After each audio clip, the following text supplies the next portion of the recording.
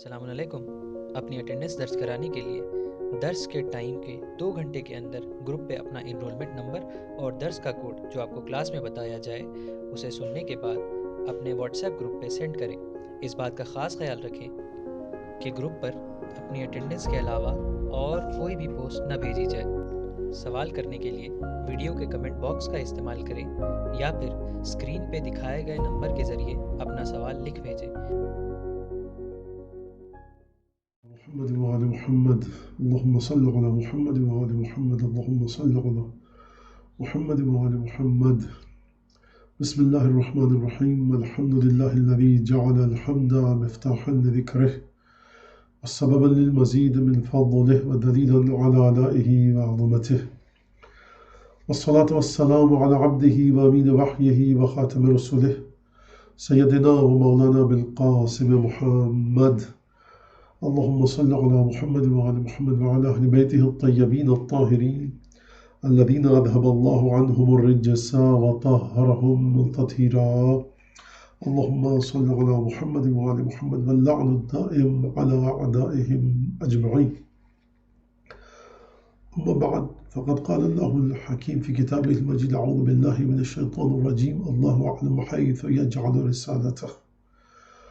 پروردگار عالم قرآن مجید میں ارشاد فرما رہا ہے کہ پروردگار جانتا ہے خوب اچھی طرح سے اسے علم مکمل، اور وہی صرف جانتا ہے کہ کہاں پر اپنے پیغام کو، اپنی نبوت کو، پیغمبری کو اور اس سے متعلق چیزوں کو کہاں پر رکھے۔ یہ آیت اور اس کے بعد پھر موضوع کی طرف آتے ہیں۔ اس سے پہلے کہ ہم یہاں گفتگو کا آغاز کریں، اس درس کا کوڈ آپ کی خدمت میں بتانا چاہتا ہوں کہ 3GH اس درس کا کوڈ ہے، تو ہمارے برادران اس کو نوٹ کر لیں۔ اب ہم آتے ہیں جو موضوع ہمیں دیا گیا کہ امام نے غیبت صغریٰ میں کیسے مومنین سے رابطہ برقرار رکھا۔ اس موضوع کو سمجھنے کے لیے پہلے تھوڑی سی تمہید اور ایک پریفیس اس مسئلے کا کہ کس طرح سے اس بات کو سمجھنے کے لیے گراؤنڈ کو ہموار کیا جائے۔ پہلی چیز تو آپ امامت کے بارے میں یہ سمجھ لیجئے، اور امامت پر کیوں گفتگو کر رہے ہیں؟ کیونکہ امام کا غیبت صغریٰ میں مومنین سے رابطے کا موضوع ہے، لہذا تھوڑی سی گفتگو ہمیں امامت پر کرنے دیجئے۔ اگرچہ یہ بات ہم جانتے ہیں کہ ہمارے بچے بچیاں بہت اچھی طرح سے الحمدللہ اپنے سن و سال کے لحاظ سے، اپنے ایج گروپ کے لحاظ سے ائمہ کا تذکرہ، معصومین کا ذکر، پنجتن پاک علیہ السلام کا ذکر، خمسہ اطہار کا، اصحاب کسا کا ذکر بہت اچھی طرح سے سنتے آئے ہیں اور انشاءاللہ سنتے رہیں گے۔ مجالس میلاد محفلوں کے صدقے میں ذاکرین، خطبہ، علماء، نوحہ مداح خوان، قصیدہ خوانوں کے ان تمام خدمات کے صدقے میں انشاءاللہ معرفت امام کا یہ سفر بڑھتا رہے گا۔ کبھی صورت کم ہو جائے گی، رفتار کبھی بڑھ جائے گی، لیکن یہ سفر انشاءاللہ رکے گا نہیں۔ صدقے میں محمد و آل محمد کے، یہ ہمیں پوری امید ہے اور یہ ہمارا اعتقاد اور ایمان بھی ہے۔ امامت پر گفتگو، پہلی چیز کہ امامت کیا ہے، ہزاروں لاکھوں طریقے سے آپ ڈیفائن کر لیجئے، لیکن جو صادق آل محمد امام صادق علیہ السلام نے خطبہ دیا اصول کافی میں، جو مولا امام رضا علیہ السلام کی تقریر کہیے یا خطبہ کہیے یا حدیث کہیے اصول کافی میں، تو وہ بہترین طریقے سے سمجھانے کے لیے کافی ہے ہمارے کہ امامت کے بارے میں ان دو بزرگوار ہستیوں نے، ہمارے ان دو اماموں نے کیا فرمایا۔ تو وہ ایک الگ ٹاپک ہے، لیکن میں یہ کہنا چاہتا ہوں کہ امامت کو سمجھنا ہے تو کبھی امامت کو کہا جاتا ہے معاشرے کی رہبری، کبھی کہا جاتا ہے امام مشکلات میں سہارا، کبھی کہا جاتا ہے امام معاشرے کی قیادت، کبھی کہا جاتا ہے امام مملکت کا سربراہ۔ یہ تمام کام امام کرتے ہیں اور امام کا حق ہے، معاشرے کی لیڈنگ، سربراہی امام کریں گے، ہر قسم کا علم امام دیں گے لوگوں کو، برائیوں سے امام بچائیں گے، نفاق کا خاتمہ امام کریں گے، کفر کا خاتمہ امام کریں گے۔ امام انسانوں کو پروردگار عالم کی بارگاہ میں لے کر جائیں، تمام چیزیں صحیح، اپنی جگہ پر تمام چیزیں صحیح اور بجا، لیکن خود امامت کی ڈیفینیشن کیا ہے، امامت کسے کہتے ہیں، اور امام کی روح اور امام علیہ الصلوۃ والسلام کی حقیقت کیا ہے۔ تو اس کے بارے میں آپ سن لیجئے حدیث کہ پہلے تو رسول خدا کے بارے میں بات کی گئی، پھر امام کے بارے میں بات کی گئی، پھر اس سے پہلے سب سے پہلے خدا کے بارے میں، حتیٰ مومن کے بارے میں کہ ان الناس لا يقدرون على کنہ معرفت الامام، لوگ نہ اللہ کی حقیقت کو سمجھ سکتے ہیں، نہ لوگ نہ رسول کی حقیقت کی تہ تک پہنچ سکتے ہیں، نہ لوگ امام کی حقیقت تک، حتیٰ وہ مومن کہ جو متصل ہے مقام امامت سے، اور وہ صاحب ایمان جو امام نہیں ہے لیکن امام سے متصل ہے، لوگ اس کی حقیقت تک نہیں پہنچ سکتے۔ ہم مولا عباس کی حقیقت تک نہیں پہنچ سکتے، ہم سلمان فارسی کی حقیقت تک، شہزادی زینب کبریٰ اور جناب سکینہ سلام اللہ علیہ، جناب رقیہ امام حسین کی دختران متصل ہے امام سے، ہم ان کی حقیقت تک نہیں پہنچ سکتے۔ تو چاہیے امام کی حقیقت ہو، پھر رسول خدا ہو، پھر اللہ تبارک و تعالیٰ، تو حقیقت تک پہنچنا ان کی محال ہے۔ ہم اچھا امام کو اب کیسے پہچانیں؟ اس کے کچھ امام معصوم کے کچھ کاموں کی فہرست بتائی گئی ہے ائمہ کے ذریعے، رسول خدا کے ذریعے جو ہمیں بتائی گئی۔ پھر امامت کے سلسلے میں ایک اور چیز وہ یہ کہ جو غیبت نعمانی میں روایت درج ہے کہ کوئی بھی چیز آسمان سے مہر لگی ہوئی صورت میں نہیں آئی مگر وصیت، ما نزل من السماء کتابا مختوما الا الوصیہ، سوائے وصیت کے اور کوئی چیز نہیں آئی آسمان سے۔ 12 مہریں لگی ہوئی تھی اس پر، وصیت پر، نبی کریم کے پاس لائی گئی وہ وصیت، 12 مہریں۔ اب میں اپنے الفاظ میں بتا رہا ہوں کہ کس کو دوں، یا پروردگار کس کی وصیت ہے؟ تمہارے اہل بیت کے سلسلے میں، کون ہے؟ جو میرے خاص چنے ہوئے بندے ہیں۔ اچھا جب نبی کریم گئے، خلاصہ بالکل مختصر، تو انہوں نے وصیت مولا کائنات کو دی، آپ نے اس مہر کو توڑا، جو لکھا تھا اس پر عمل کیا۔ جب جناب امیر گئے دنیا سے تشریف لے گئے تو آپ نے مولا امام حسن مجتبیٰ کو سونپی، پھر امام حسین علیہ السلام، امام سجاد ہوتے ہوتے امام زمان علیہ السلام تک وہ وصیت آئی۔ اچھا اب یہاں پہ یہ سوال کہ امام نعوذ باللہ کے ہماری آپ کی طرح ہوتے ہیں کہ توڑ کر دیکھ رہے ہیں کیا لکھا ہوا ہے، کہ یہ مہر کس طرح کی تھی، وصیت کیا تھی، مہر کو توڑنے کا معنی کیا ہے اور کیا سلسلہ ہے، ہم کو نہیں پتا۔ ہم یہ سمجھ سکتے ہیں کہ غیب سے ایک پیغام تھا، اس میں کیا حرج ہے، غیب سے ایک پیغام ہے، امام کے لیے ہی غیب سے فرشتے پیغام لے کر آتے ہیں، لیکن امام نبی نہیں ہوتا، یہ سب آپ کو بات واضح ہے، لیکن فرشتے آتے جاتے رہتے ہیں۔ اگر امام نبی نہیں ہوتا تو آپ کیوں کہہ رہے ہیں مولانا کہ امام کے پاس فرشتے آتے جاتے رہتے ہیں؟ تو حضور فرشتے تو جناب موسیٰ کی مادر گرامی کے پاس پیغام الہی آیا، پیغام الہی شاید کی مکی کے پاس آیا، پیغام الہی تمام کے تمام مومنین کے پاس آیا، الذین قالوا ربنا اللہ ثم استقاموا تتنزل علیہم الملائکہ، قرآن کہہ رہا ہے حتیٰ وہ لوگ کہ جنہوں نے کہا کہ اللہ ہمارا پروردگار ہے، اللہ تعالی ہمارا رب ہے، اور اس پر ڈٹے رہے، جمے رہے، پوری جمع مردی کے ساتھ، استقلال کے ساتھ، علیہم الملائکہ، ان پر ملائکہ نازل ہوتے ہیں۔ تو قرآن ملائکہ کے نزول کو صرف اور صرف انبیاء اور رسولوں سے مخصوص نہیں کرتا، اور انبیاء کے فرشتوں کے نزول کا سلسلہ بہت آگے تک چلتا ہے۔ لہٰذا وصیت، لہٰذا اب ہر جملہ جو لکھا تھا مولا حسین کے لیے، جو لکھا تھا جملہ، مولا حسین نے اس پر عمل کیا، امام حسن کو جو جملہ دکھا اس میں اس پر عمل کیا، امام سجاد کو جملہ ملا، امام باقر، امام جعفر صادق، تمام کے تمام ائمہ کو جو جملے ملے امام نے اس پر عمل کیا، اور پھر اس کے مطابق وہ تمام کام کیا۔ یہاں سے سمجھ میں آیا امامت نام ہے مشیت پروردگار کے مطابق چلنے کا، امامت نام ہے ایک عہدے کا کہ جو سورہ قرآن مجید میں حضرت ابراہیم کے واقعے میں درج ہے کہ لا ینال عہد الظالمین، یہ عہد خدا ہے، یہاں پر کسی بھی غیر معصوم کی رسائی نہیں ہے کسی بھی حوالے سے۔ تو اس حوالے سے، اس مناسبت سے، اس رعایت سے کہ تم امام کے حکم کے مطابق کتنا عمل کرتے ہو، اور امام تمہاری روح کی طہارت سے، امام تمہارے اعمال کی بلندی سے، اور امام تمہارے اخلاق کی معراج سے کتنا راضی ہے، یہ ہے ہمارا امامت سے تعلق۔ بس حقیقت کیا نہیں سمجھ سکتے، تو یہ ہمارے بچے سب بچیاں سمجھ لیں اس بات کو۔ اب ہم آتے ہیں کہ غیبت صغریٰ میں کس طرح سے امام نے رابطہ رکھا۔ آپ کے سامنے میں ایک بات کو پیش کروں، دیکھیے کہ ہمارے کچھ امام ہیں، ویسے تو امام کا بچپنا اور لڑکپن اور بڑھاپا وہ سب ایک ہی ہوتا ہے، اور ہم یہ نہیں کہتے کہ ہمارے امام نعوذ باللہ جب بچے تھے تو عام لوگوں کے بچوں کی طرح گلی میں کھیلتے کودتے تھے، نعوذ باللہ، اور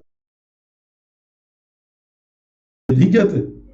ہم اس امام جواد کو مانتے ہیں علیہ الصلوۃ والسلام کو، کہ بادشاہ آ رہا ہے، مولا نے رستہ نہیں چھوڑا.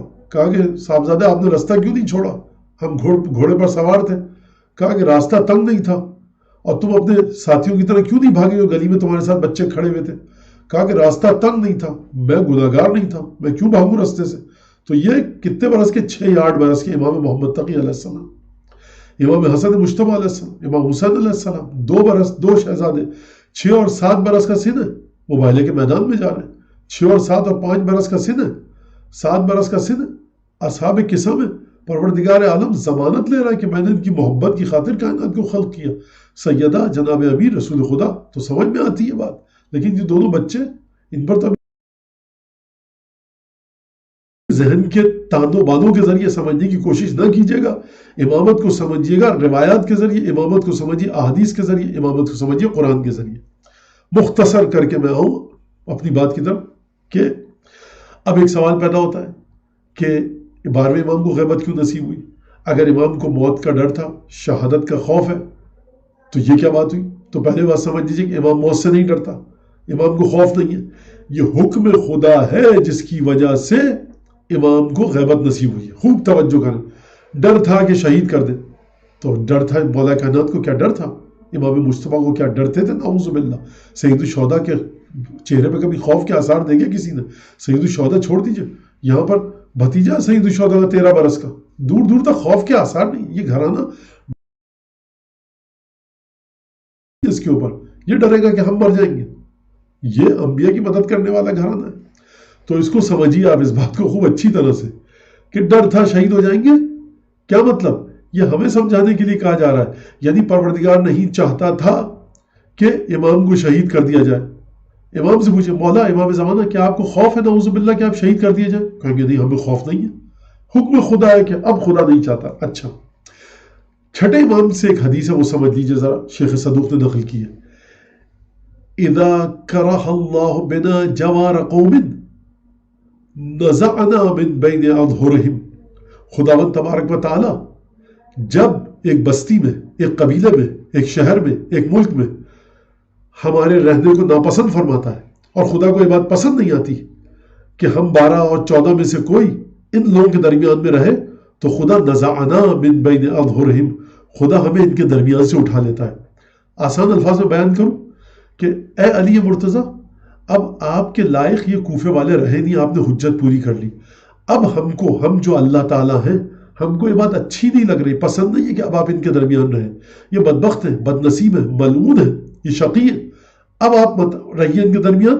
اب شہادت کے ذریعے ہمارے پاس آئیے، اور شہادت کا علم مولا کائنات کو شہادت اپنی مرضی سے اختیار کی. اب وہ کیا بحث ایک الگ چیز ہے. تو عجیب مسئلہ ہے امام کی موت کا. یہ امام کی موت وہ نہیں ہے کہ جس کو آپ عام آدمی کی موت اور شہادت کی طرح سے قیاس کریں. جب خدا ہمارے وجود کو ناپسند فرماتا ہے کہ اے جعفر ابن محمد، اے محمد باقر، اے سید سجاد، اب آپ کے لائق نہیں رہا، آپ نے حجت پوری کر لی، اب آپ آ جائیے ہمارے پاس. امام خدا کی برکت ہے زمین پر. جب امام معصوم کو خدا زمین پر سے اٹھاتا ہے اور اپنی بارگاہ میں طلب کرتا ہے شہادت کے ذریعے، تو یہ امام کو موت نہیں آ رہی، بلکہ برکت خدا جا رہی ہے زمین میں سے، جس کے بعد اگلی برکت آئے گی جو بعد کا امام ہوتا ہے. یہ حدیث کی روح سے سمجھ دیجیے آپ اس کو. لہٰذا 11 امام آئے، لوگوں نے یہ کیا. اب 12ویں کو خدا نے پردہ غیبت میں خدا لے گیا. کب ظہور کریں گے؟ اس وقت ظہور کریں گے جب مشیت الہی ہوگی.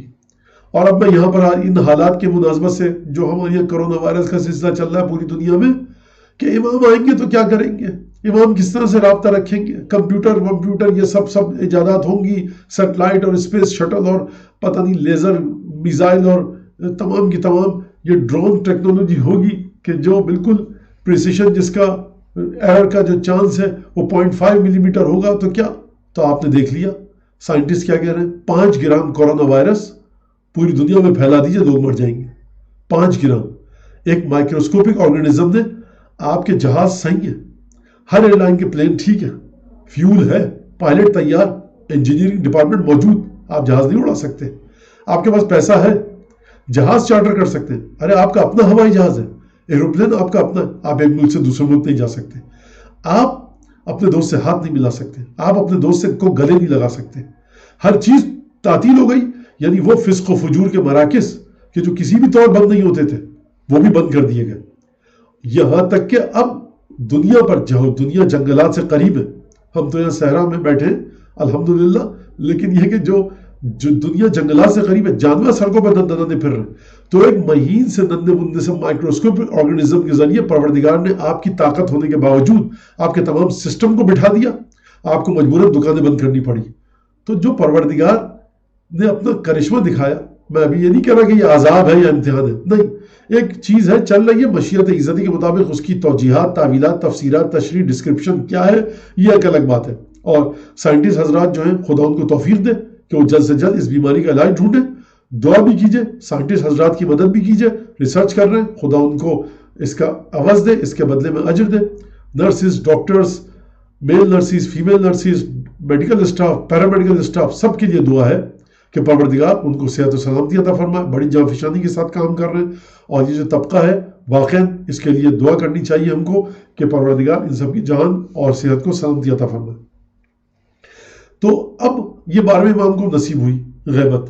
کیوں نصیب ہوئی؟ آپ دیکھیے ہمارے جو سب سے پہلے امام ہیں جو ظاہری لحاظ سے جن کو امامت 8 برس کی عمر میں ملی وہ ہے امام محمد تقی علیہ السلام.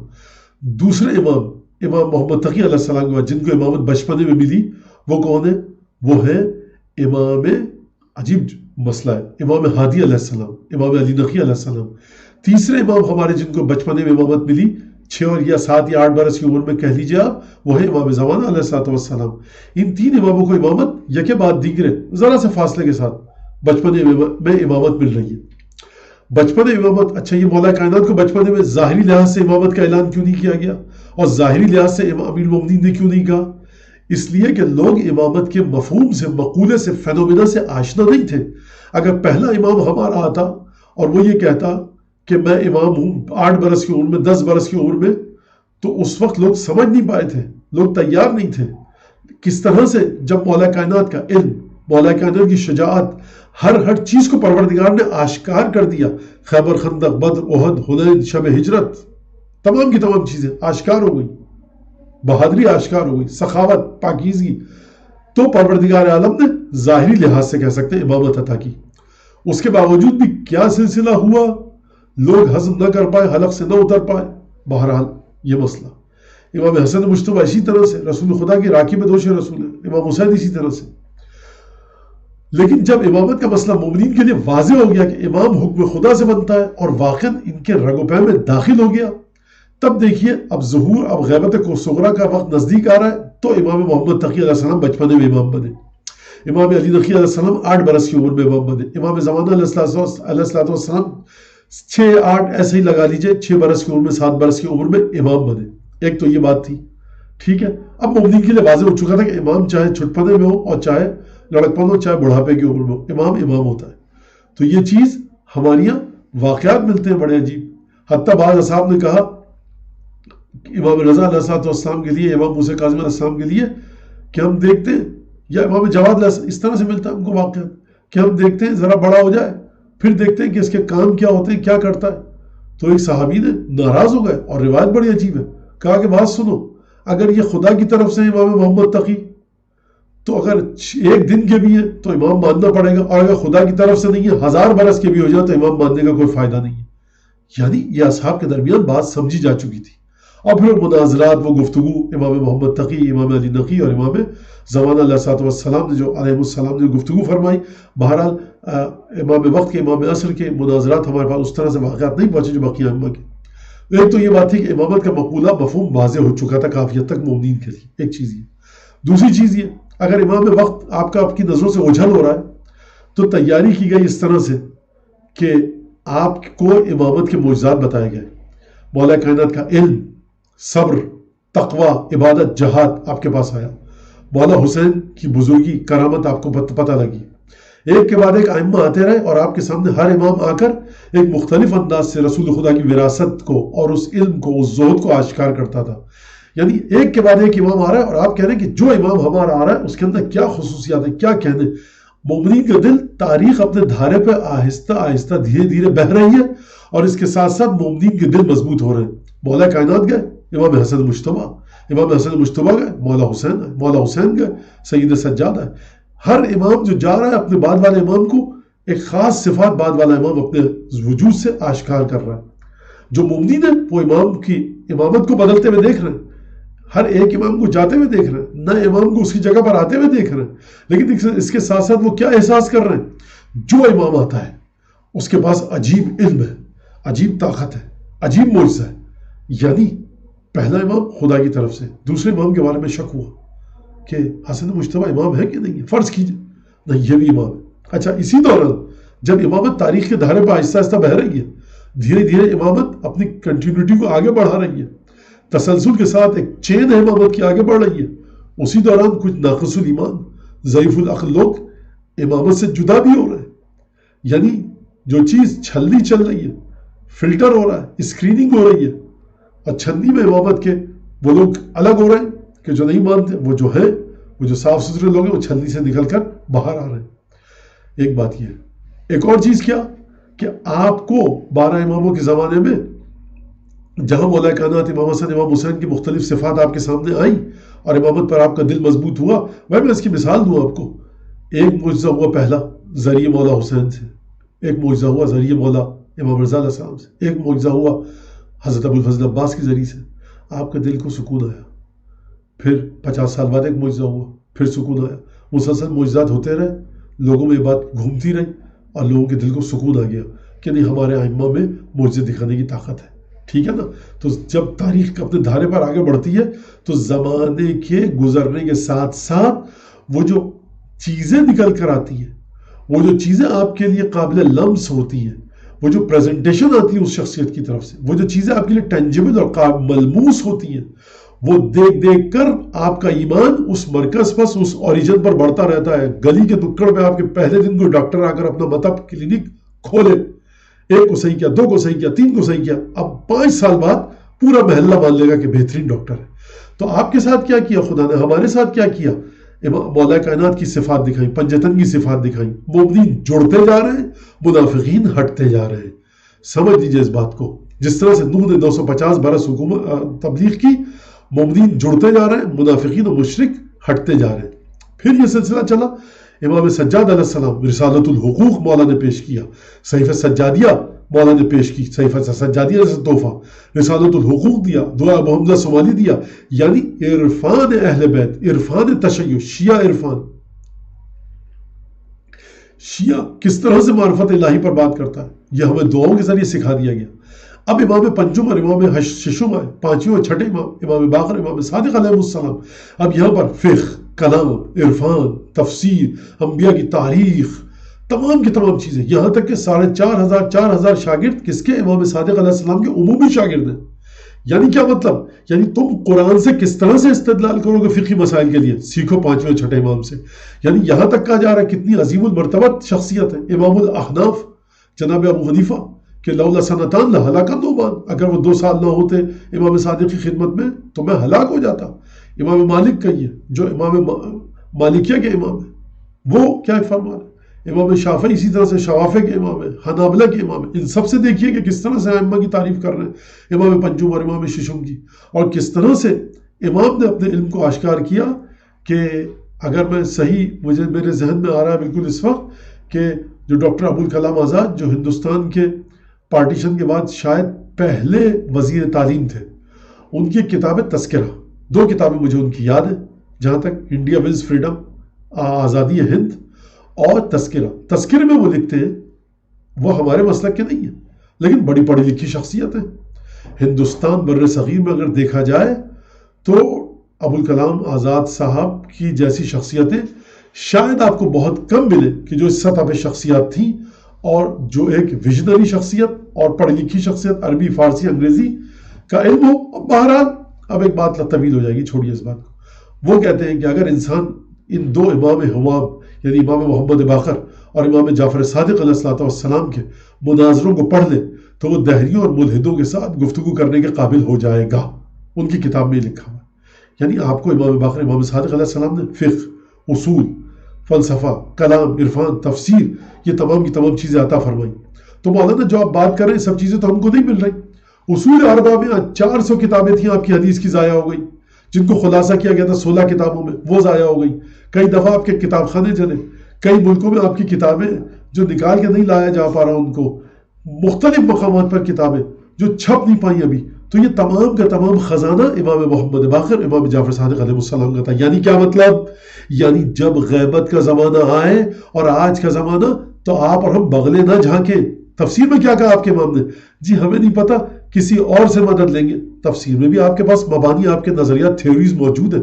فقہ اصول میں کیا کرتے ہیں آپ؟ اسلامی فقہ میں کیا کرتے ہیں؟ اسلامی رولز میں، جورسپروڈنس میں آپ کیا کرتے ہیں؟ ہم بغلے نہیں جھانکیے آپ، ہم بس قواعد موجود ہیں پورے. عجیب مسئلہ ہے. یعنی پورا کا پورا اصول فقہ یہ سب آپ کو ائمہ علیہ السلام دے کر گئے.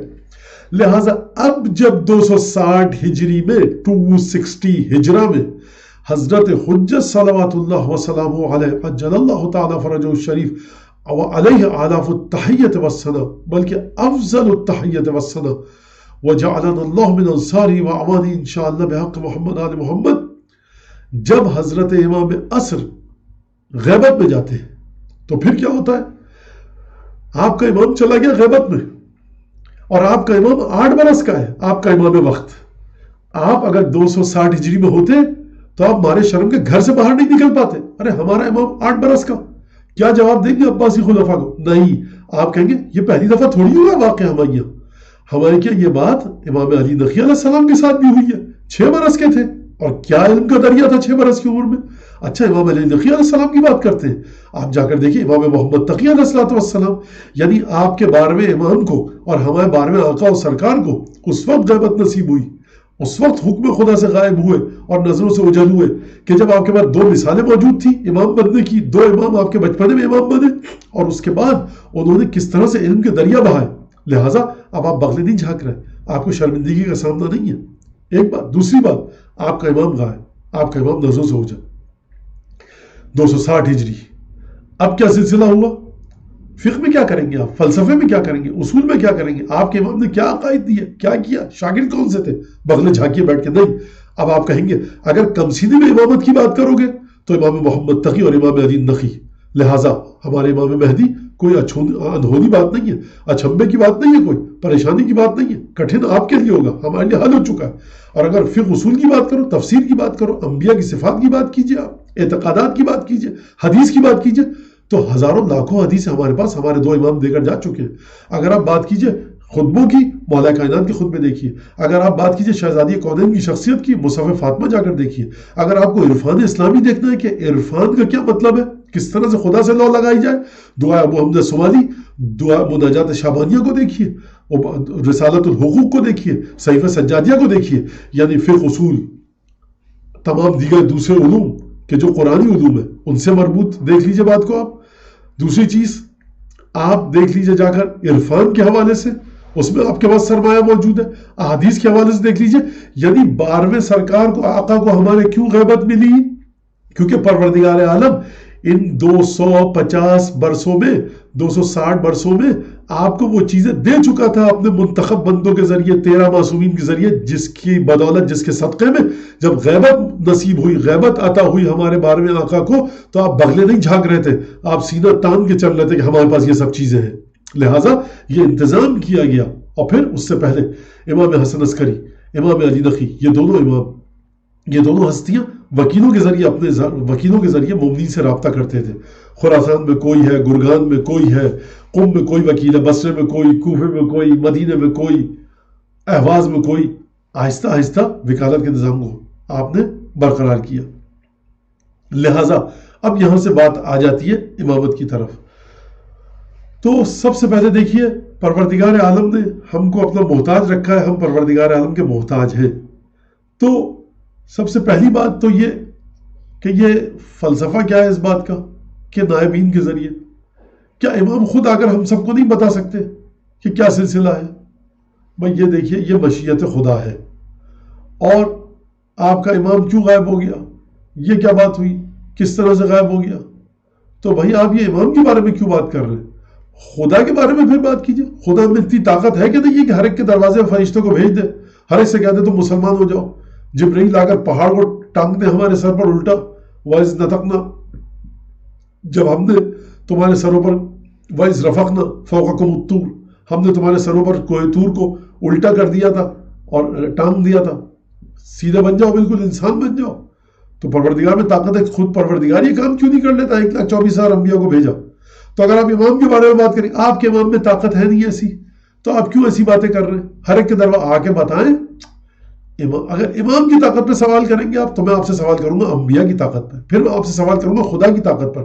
کیوں فرشتے کی ضرورت پیش آتی ہے روح قبض کرنے کے لیے، رزق بانٹنے کے لیے جناب میکائیل کیوں آتے ہیں، پیغام الہی کو بھیجنے کے لیے جناب جبرائیل کیوں آتے ہیں، اس سرافیل کے ذریعے سور کیوں پھونکا جائے گا، جہنم کے دروغے کی ضرورت کیا جہنم والے نکل کے بھاگ جائیں گے؟ وہ تو اپنی جہنم میں بیٹھے رہیں گے، نکل ہی نہیں سکتے. وہ کیا جنت والوں کو بھاگنے کا شوق ہے وہاں سے تاکہ جہنم والے بھاگ جائیں گے؟ کیا سلسلہ ہے یہ؟ تو نہیں، کسی میں کوئی طاقت نہیں ہے وہاں سے بھاگنے کی. لیکن اس کے باوجود یہ سلسلہ ایک ہے کس طرح سے کہ پروردگار عالم کی مشیت ہے، پروردگار عالم کا ایک طریقہ ہے، پروردگار عالم نے ایک سسٹم کو رکھا ہے.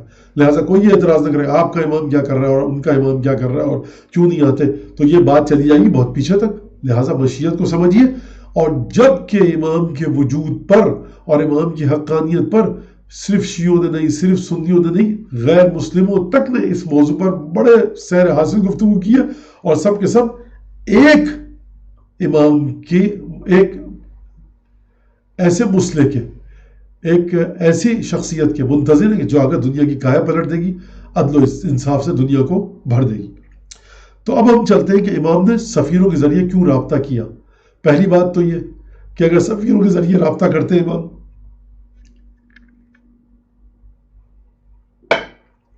کہ اگر سفیروں کے ذریعے امام رابطہ کرتے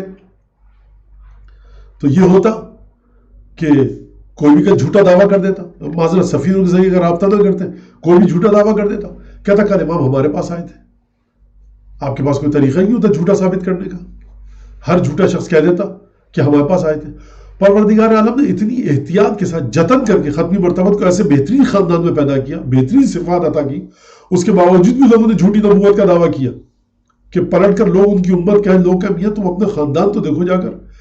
نبی کریم کی شخصیت کو ایسی بہترین خاندان میں پیدا کیا، بہترین طریقے سے طیب و طاہر شخصیت عطا فرمائی، اس کے باوجود بھی لوگ جھوٹے نبی بن گئے.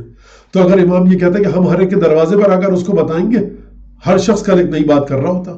ہر شخص کہتا کل امام ہمارے پاس آئے تھے، ہم کو بتا کر گئے.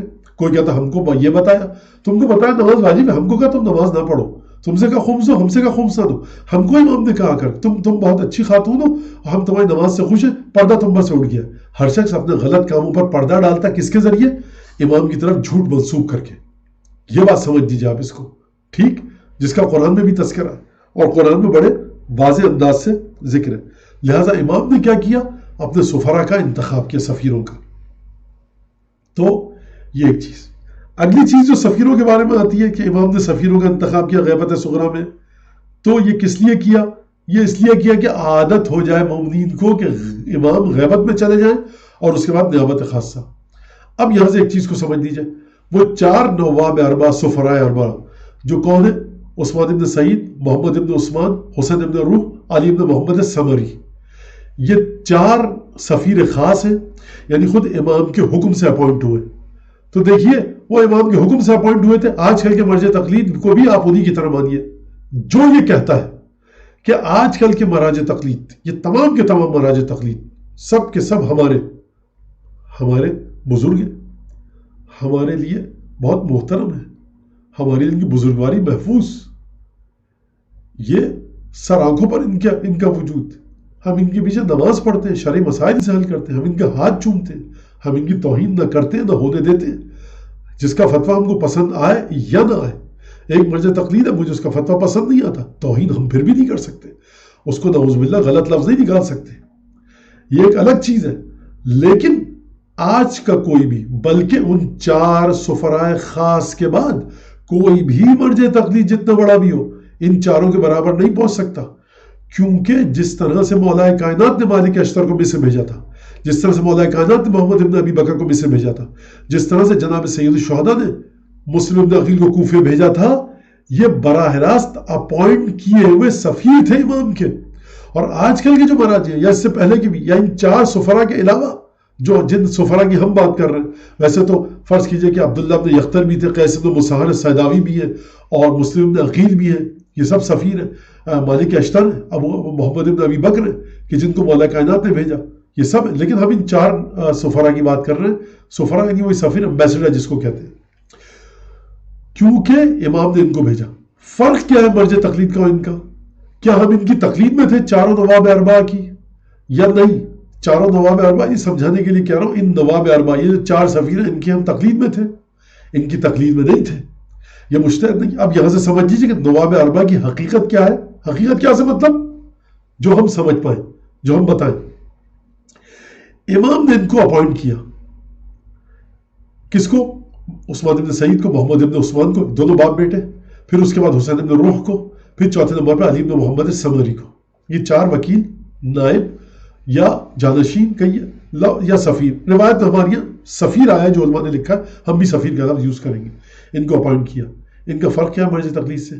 آج کا مرجع تقلید تشخیص یہ دینا آپ کا کہ میں فلاں مرجع تقلید کی تقلید کروں کہ نہ کروں آپ کے اختیار میں ہے. اگر آپ کو اس کے علم، تقوی، عدالت پر بھروسہ ہے، یعنی جامع الشرائط آپ کی نظر میں ہے، یا آپ کو یقین و خود یا آپ کے لیے گواہیاں ثابت ہوئی ہوں، تب آپ اس کی تقلید کر سکتے ہیں. آپ کے لیے ایک بھی شرط اس میں سے ناکافی ہے، فرض کیجئے عالم نہیں ہے، اس کا علم تمام دیگر مجتہدین سے زیادہ نہیں ہے، تو آپ اس کی تقلید نہیں کر سکتے. فرض کیجئے اس میں فلاں چیز کی کمی ہے، فرض کیجئے وہ فاسق ہے، تو آپ اس کی تقلید نہیں کر سکتے. آپ کے مولانا یہ کیا بات ہوئی؟ مرجع تقلید کیسے فاسق؟ اگر ہے، میں نہیں کہہ رہا ہوتے ہیں، اگر ہے امام جماعت کے پیچھے اگر فاسق ہے آپ نماز نہیں پڑھ سکتے، کھڑا ہو گیا نہیں پڑھ سکتے. یہ ہر مرجع تقلید نے اپنے توضیح مسائل میں لکھی. جتنے بھی مرجع تقلید آپ دیکھ لیجئے جا کر، سب نے یہی بات کی ہے کہ اگر مرجع تقلید فاسق ہے، فرض کیجئے عادل نہیں ہے، تو آپ اس کی تقلید نہیں کر سکتے. اس کی تشخیص، اس کی ریسرچ، انویسٹیگیشن، اور ایک اور لفظ ہوتا ہے ڈائگنوز کرنا، کس کے ہاتھ میں؟ آپ کے اپنے ہاتھ میں. لیکن مالک اشتر کی شخصیت کو تولنا، مسلم بن عقیل کی شخصیت کو تولنا، محمد بن ابی بکر کی شخصیت کو تولنا، فرض کیجئے قیس بن مسہر، عبداللہ بن یختر، ان کی شخصیت کو تولنا آپ کے اختیار میں نہیں ہے، کیونکہ یہ مولا حسین نے بذات خود بنفس نفیس معین کیا ہے. یعنی مسلم بن عقیل جس لحاظ سے، جس اسپیکٹ اور ڈائمنشن اور اینگل سے امیر المومنین نے اپنے کسی بھی وکیل کو، اپنے کسی سفیر کو اپوائنٹ کیا ہے، اس میں آپ کی مرضی نہیں پوچھی. بالکل جس طرح رسول خدا نے میری اور آپ کی مرضی نہیں پوچھی جناب امیر کو غدیر کے میدان میں بلند کرتے وقت، اسی طرح سے جناب امیر نے آپ کی اور میری مرضی کو نہیں پوچھا کہ مالک اشتر کو بھیجے مصر کہ نہ بھیجے. اسی طرح سے امام زمانہ نے آپ کی اور میری مرضی کو نہیں پوچھا کہ عثمان بن سعید محمد بن عثمان کو بنائے اپنا سفیر یا نہ بنائے. لہٰذا آج کا مرجع تقلید، اس کی تشخیص آپ کی ذمہ داری ہے. آپ کو شرائط پوری ہوتی ہوئی لگے کیجئے، پوری ہوتی ہوئی نہ لگے اطمینان نہ ہے، دنیا ایک طرف ہو جائے آپ اس کی تقلید نہیں کر سکتے. نہ یہ کہ کر لیجئے اچھا ہے، نہیں کر سکتے، حجت نہیں ہے آپ کے لیے. خمس دیا آپ نے، اس کے لیے آپ کا خمس مبری ذمہ نہیں ہے، مجزی نہیں ہے آپ کے لیے اگر آپ نے اس کو دیا فتوے کے مطابق اس کے، کیونکہ آپ دیکھ رہے شرائط اس میں نہیں ہے. لیکن آپ کربلا کے میدان میں مولا عباس کی شخصیت کو کیوں دے دیا عالم مولا حسین نے ان کو؟ میرے خیال سے تو وہ بہتر تھے. آپ کا ایمان گیا، آپ بے ایمان ہو گئے، نکل گئے اب دائرہ ایمان سے باہر. لیکن اگر مولا حسین کہتے ہیں کہ بھائی تمہارے ہاتھ میں علم ہے، تشخیص کے ساتھ دیکھو، ہر ایک کی زندگی کا مطالعہ کرو، کون کتنا بہادر ہے، یہ تم کو سوپا کس کو علم دو جا کر، تب آپ کو اختیار تھا. لیکن مولا حسین نے جب تک آپ سے مرضی نہیں پوچھی، آپ کو حق نہیں ہے مرضی کے خلاف کام کرنے کا. مرضی کے خلاف کام کرنے کا آپ کو حق نہیں ہے. مولا حسین کے حکم کے خلاف سوچنے کا بھی، سوچا جہاں خلاف مولا کے کسی بھی امام کے، آپ کا ایمان گیا. یہ قرآن کا حکم ہے، میری اپنی بات نہیں ہے. لہٰذا پہلا مسئلہ کیا سمجھ میں آیا؟ غیبت کبریٰ میں، غیبت صغریٰ میں جو تعلقات اور روابط رکھے گئے کہ نواب اربعہ 4 سفیروں کے ذریعے، یہ 4 سفیر مرجع تقلید تو اس زمانے کے؟ جی نہیں. مرجع تقلید کی شرائط کا اختیار آپ کے ہاتھ میں ہے. پورا خاندان آپ کا ان کی کر رہا ہے تقلید، آپ کی سمجھ میں نہیں آ رہا. آپ کہہ رہے ہیں میرے لیے ادا عادل نہیں ہے، میرے لیے اجتہاد ثابت نہیں ہے، میرے لیے فلاں شرط ثابت نہیں ہے، میں ان کی تقلید کروں گا. اس کا مطلب کیا ہے؟ صحیح ہے آپ کے لیے اگر بین و بین اللہ خدا کو حاضر و ناظر جان کے آپ تقلید کر رہے ہیں اس مرجے کی جو آپ کا پورا خاندان نہیں کر رہا، آپ کو اپنی قبر میں جانا ہے، لیکن ان نواب اربا کے لیے، ان سفرائے اربا کے لیے آپ کو حق نہیں ہے اپنی رتی برابر اپنی ذہنی اپج، اپنی ذہنی سوچ کے مطابق عمل کرنے کا. پہلی بات تو یہ. دوسری بات یہ، ان کی ہم تقلید کرتے تھے کیا؟ تقلید ان کی نہیں کرتے تھے. یہ اس بات سمجھ لیجئے، تقلید کی جاتی ہے مجتہد کی. کیا مطلب؟ تقلید کی جاتی ہے مجتہد کی. مجتہد کسے کہتے ہیں؟ وہ روایت نکالتا ہے، سوچتا ہے، دیکھتا ہے یہ راوی ضعیف ہے، یہ راوی قوی ہے، یہ حدیث ضعیف ہے، یہ حدیث ٹکرا رہی ہے فلاں حدیث کے ساتھ، یہ حدیث قرآن سے ٹکرا رہی ہے، وہ حدیث قرآن سے نہیں ٹکرا رہی. امام نے فرمایا جو قرآن سے ٹکرا ہے اس کو چھوڑ دو، سچ جھوٹ ناپنے کا. یہ راوی امام کے بڑے نزدیک تھا، وہ راوی امام کے نزدیک نہیں تھا. فلاں چیزیں آپ جمع کر کے سوچتے ہیں، کئی دن لگا دیتے ہیں، راویوں کے حالات کو کھنگالتے ہیں، ایک فتویٰ دینے میں آپ کو 10 دن لگ جاتے ہیں. یہ ہوتی ہے تقلید اور یہ ہوتا ہے اجتہاد اور مجتہد. لیکن یہ ہستیاں جو تھی 4 سفیر، یہ مجتہد نہیں تھے، طاقت تھی ان کے اندر اجتہاد کرنے کی. لیکن یہ جو آپ کو شرعی مسائل کے جواب دیتے تھے، یہ سوچ بچار کے بعد نہیں دیتے تھے کہ قرآن کی آیت کو دیکھیں، روایت کو دیکھیں، فلاں کو دیکھیں، اس کو دیکھیں. یہ براہ راست امام سے پوچھ کر بتاتے تھے. میں بچوں اور بچیوں کے لیے مثال دوں. ایک دفعہ یہ کہ فرض کیجئے کوئی بھی شخص ہے، مثال کے طور پہ اس کے ہاتھ میں موبائل ہے. آپ پوچھتے ہیں حضور یہ مسئلہ 3 اور 4 میں شک ہو، کیا کروں؟ زکوٰۃ کیسے دوں؟ موبائل پہ دوسری طرف فرض کیجئے کون ہے؟ امام بیٹھے ہیں. مثال دے رہا ہوں بچوں کے سمجھانے کے لیے. امام کو موبائل کی ضرورت نہیں ہے، ہم کو تو ہے، لیکن بہرحال امام نے کہا بھائی ہم سے فون کر کے تم رابطہ کرنا. فرض کیجئے، فرض پر بات ہے، ہم سے فون کے ذریعے رابطہ کرنا. آپ نے اس عالم سے پوچھا حضور یہ مسئلہ بتائیے. اس نے امام کو فون کیا، امام نے کہا یہ ہے. وہ کہا بھائی یہ آپ کا حل ہے.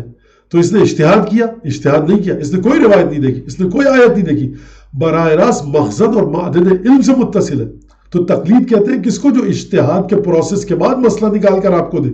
لیکن ہم جو ان سفرائے اربعہ کی بات کر رہے ہیں، ان 4 سفیروں کی بات کر رہے ہیں، یہ آیات اور روایات کو کھنگالتے چھان پھٹک کے بعد اور جانچ پڑتال کے بعد نہیں کرتے تھے. مباحثہ، گفتگو، پھر دیکھیں صحیح ہے، احتیاط واجب یا احتیاط مستحب، یہ سیدھا سیدھا براہ راست امام سے نکال کے بتاتے تھے. اور آپ امام کی تقلید نہیں کر سکتے. امام کی تقلید ہوتی ہے مجتہد کی. امام کا حکم بدعن آپ کو ماننا ہے، وہ حق ہے. تقلید مجتہد کے اندر خطا کا امکان ہے، لیکن خدا خطا کو معاف فرمائے گا. امام کے حکم کو سن کر اس کے اوپر عمل نہ کرنا، خطا کا امکان کہہ کر یہ کفر ہے. تو کہاں وہ مرجع تقلید جہاں خطا کا امکان لیکن خطا سے درگزر فرمائے گا خدا؟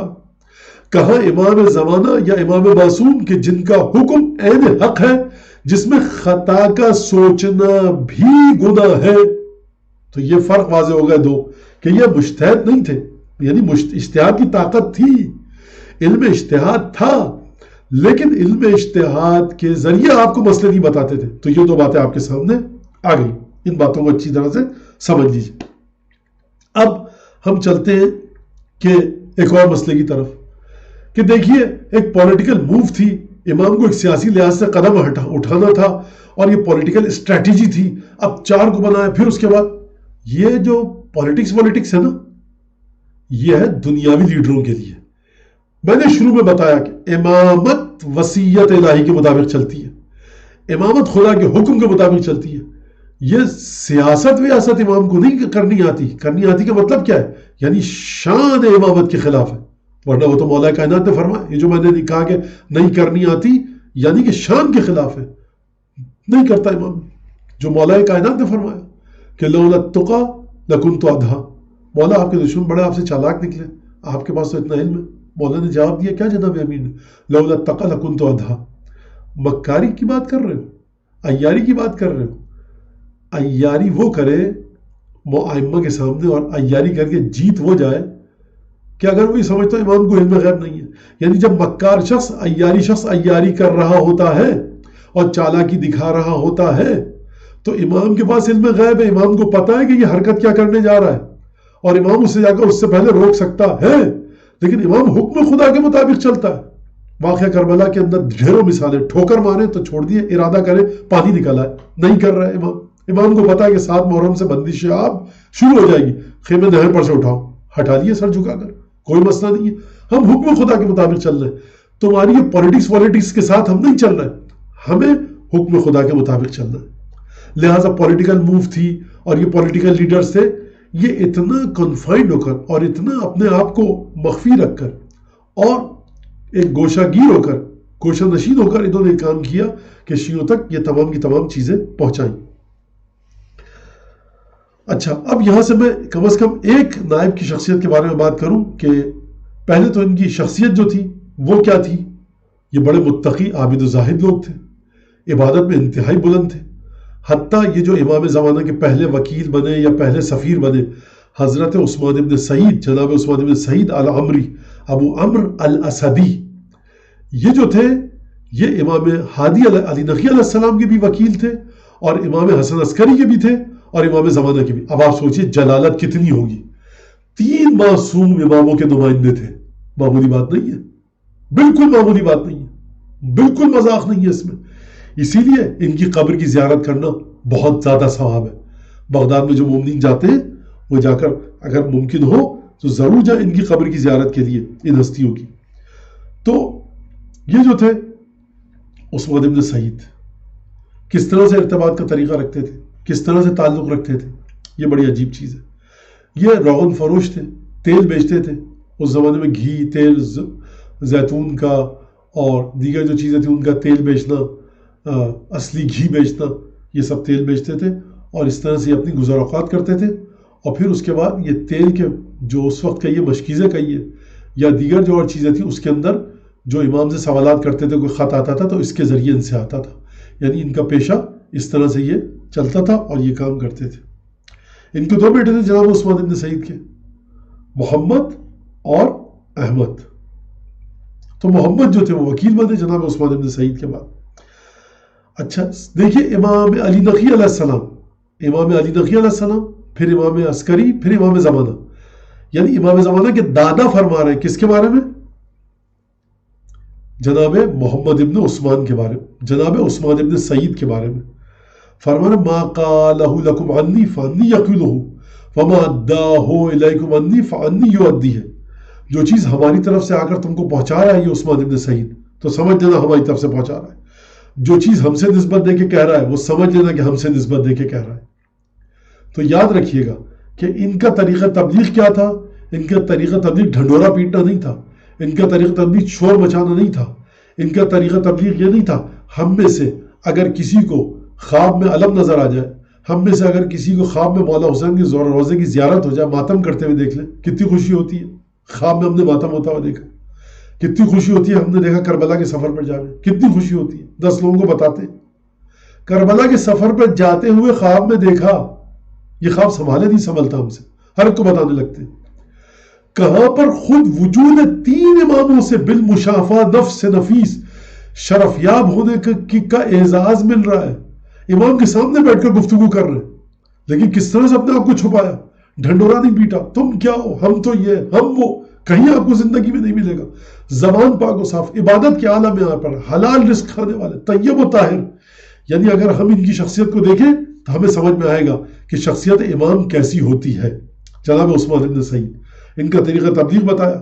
اور دیکھیے آپ امام علی نقی علیہ السلام فرما رہے ہیں کہ جو میرے بارے میں کہتا ہے، مجھ سے نسبت دے کر کہتا ہے، سچ سمجھو. وفات الجنان میں آپ دیکھیے گا جا کر دعائیں کتنی نقل کی ہیں انہوں نے، آپ کو دکھے گا وہاں پر کہ ان سفرائے اربعہ نے. فَأَنِّي يَقُولُ وَمَا أَدَّاهُ إِلَيْكُمْ عَنِّي فَأَنِّي يُؤَدِّيهُ. جو ہماری طرف سے چیز تم کو پہنچاتا ہے ہماری طرف سے پہنچا. امام علی نقی علیہ السلام فرما رہے ہیں ابھی پوتا یا حضرت حجت امام مہدی ولادت نہیں ہوئی ہے، ابھی بہت عرصہ باقی ہے. یہ وکیل بن چکے ہیں جناب عثمان ابن سعید. اور جب 254 ہجری میں امام علی نقی علیہ السلام کی شہادت ہوئی تو پھر امام حسن عسکری کے وکیل بنے. امام حسن عسکری کے جب وکیل بنے تو امام نے کیا فرمایا؟ امام کے وکیل بن کے کافی تھا، لیکن امام نے جہاں اپنے پاس ایک عمل سے ثابت کیا کہ میرے خاص وکیل ہیں، خاص سفیر ہیں، کیا فرمایا؟ ثقۃ الماضی و ثقۃ فی الحیات فی المحیا والممات. یہ میرے گزشتہ لوگوں کا بھی موثق تھا، معتمد تھا. یعنی میرے بابا ان پر اعتماد کرتے تھے اور اس وقت بھی میں ان پر اعتماد کرتا ہوں. فی المحیا والممات، زندگی اور موت دونوں میں. عجیب بات ہے، 2 معنی نکل سکتے ہیں. یعنی اب میرے شیعہ دیکھ لو، میرے بابا امام نقی علیہ السلام ان پر اعتماد کرتے تھے، لیکن یہ عثمان ابن سعید جو ہے میں بھی ان پر اعتماد کرتا ہوں اور میں ان پر اعتماد کرتا ہوں. یعنی واقعی صلوات بھیجنے کا دل چاہتا ہے، اللہم صلی علی محمد و آل محمد. کیا کہنے، کیا کہنے، کیا زبردست شخصیت تھی. موت اور زندگی میں، یعنی میرے مرنے کے بعد بھی اگر تم میرے بارے میں کچھ بات پوچھو اور جو یہ کہے تو سمجھ لینا کہ جس طرح سے زندگی میں میرے بارے میں کہتے تھے، مرنے کے بعد بھی میرے بارے میں کہیں تو ماننا. اب تو امام علی نقی نہیں رہے، اب تو امام حسن عسکری نہیں رہے. امام حسن عسکری فرما رہے میرے موت کے بعد، شہادت کے بعد بھی کوئی تم سے کچھ پوچھے تو اس کی بات کو ماننا. ثقتی فی المحیا والممات، میرا معتمد ہے یہ عثمان ابن سعید، موت کے بعد بھی اور موت سے پہلے بھی. یہاں تک کہ یہ مسئلہ یمن کے مومنین تک کو پتا تھا کہ جب یمن کے مومنین آئے تو یمن کے مومنین سے گفتگو کی. انہوں نے کہا کہ مولا یا ابن رسول اللہ، یہ بات ہمارے لیے واضح ہے. گفتگو ہے وہاں پر چھوٹے سی کچھ چار پانچ جملوں میں کہ ہم سمجھ گئے کہ کتنا زیادہ احترام کرتے ہیں عثمان ابن سعید کا، اور یہ بات ہمارے لیے واضح ہے. اور یہ جو مسئلہ تھا سلسلہ نیابت کا اور خلافت معذرت ہے، یہ سفارت کا سفیر تھے، یہ 40 کے قریب شیعوں کے سامنے بیٹھ کر امام حسن عسکری علیہ السلام اور امام ائمہ نے اس بات کو واضح کیا کہ یہ میرے بعد وصی ہے. یوں کہیے کہ وصی اپنے معنوں میں، اسی جو میں ہماری گفتگو چل رہی ہے، نہ امامت کے معنوں میں، اور یہ میرا وکیل اور سفیر خاص ہے. بتا دیا تھا اپنی زندگی میں. حتیٰ ان کی فضیلت کے لیے ایک اور چیز کہ جب امام زمانہ علیہ السلام کی ولادت ہوئی تو ہمارے 11ویں آقا نے، ہمارے 11ویں امام حسن عسکری علیہ السلام نے 10,000 رتل گوشت اور 10,000 رتل گوشت اور 10,000 رتل روٹیاں کہاں خریدو، اور امام زمانہ کا عقیقہ کروایا اور دمبا وغیرہ جو گوسفند ہوتا ہے ان کے ذریعے ذبح کروایا، اور پھر ان سے کہا کہ بنی ہاشم میں جا کر بانٹو. تو یہ دیکھ لیجئے کہ جب ہماری فرزند پیدا ہو تو انسان اپنی حیثیت کے مطابق کرے. اگر بہت کروڑ پتی ہے تو وہ اسی حیثیت کے مطابق مومنین کے اندر رشتہ داروں میں گوشت اور کھانا بانٹے. تو یہ ایک بڑی عجیب چیز ہے کہ امام زمانہ کا عقیقہ ان کے ذریعے ہوا. یہاں تک کہ ظاہری لحاظ سے روایت میں جو آیا ہے، جو تقیہ کا زمانہ تھا تو امام حسن عسکری علیہ السلام کے غسل میں شامل تھے. اگرچہ ہمارے عقائد کے مطابق امام کا غسل امام دیتا ہے، لیکن ظاہری لحاظ سے کہا گیا کہ انہوں نے دیا تاکہ امام زمانہ کی شخصیت پس پردہ رہے، جو کہ خدا کا حکم تھا. یہ عثمان بن سعید اور یہ اس طرح کے عالم تھے کہ 40 لوگوں کے سامنے امام نے ان کو کہا کہ یہ میرا وکیل ہے اور سفیر ہے، اور اس طرح کی فضیلت ان کے لیے ثابت کی گئی. لہٰذا ہمارے پاس جو وہ آیت ہے، آل عمران کی آیت ہے، یا ایھا الذین آمنوا اصبروا وصابروا ورابطوا واتقوا اللہ لعلکم تفلحون، کہ صبر کرو، مصابرہ کرو اور مرابطہ کرو، واتقوا اللہ، اللہ سے ڈرتے رہو تاکہ تم فلاح پا جاؤ.